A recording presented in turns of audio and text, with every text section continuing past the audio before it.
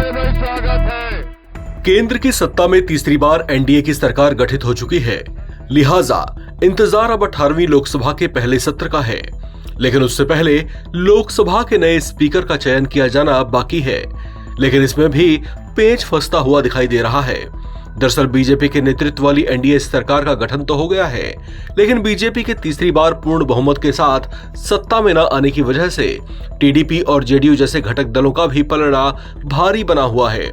कहा जा रहा है कि तहे दिल से उनकी तमन्ना यही है कि लोकसभा स्पीकर उनकी अपनी पार्टी से ही बने। लिहाजा सदन की इस महत्वपूर्ण पदवी को लेकर एनडीए घटक दलों के बीच खींचतान सी दिखाई दे रही है।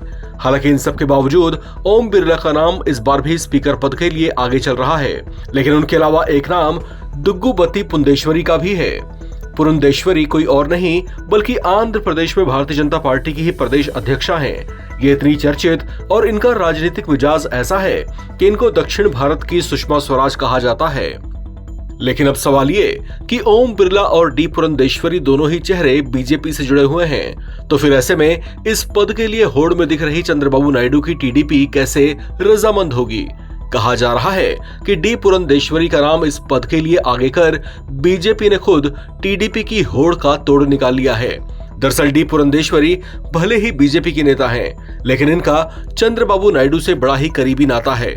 आपको बता दें कि आंध्र प्रदेश में 22 जनवरी 1959 को जन्मी दुग्गुबत्ती पुरंदेश्वरी राज्य के पूर्व मुख्यमंत्री और अभिनेता रहे एनटीआर या एनटी रामाराव के दूसरे नंबर की बेटी हैं, जबकि चंद्रबाबू नायडू एनटीआर के ही दामाद हैं। इस तरह से डी पुरंदेश्वरी रिश्ते में उनकी अपनी साली हैं। लिहाजा कहा जा रहा है कि बीजेपी ने लोकसभा स्पीकर पद के लिए इनका नाम आगे बढ़ाकर एक तरह से माइंड गेम खेला है। हालांकि इस पर भी फिलहाल नायडू की रजामंदी सामने नहीं आई है।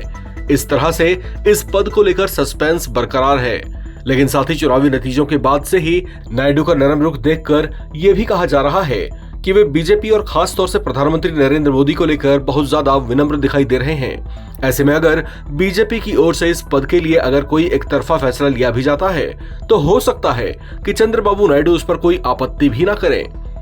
इस खबर में फिलहाल इतना ही। बाकी अपडेट्स के लिए आप बने रहें एनबीटी ऑनलाइन के साथ।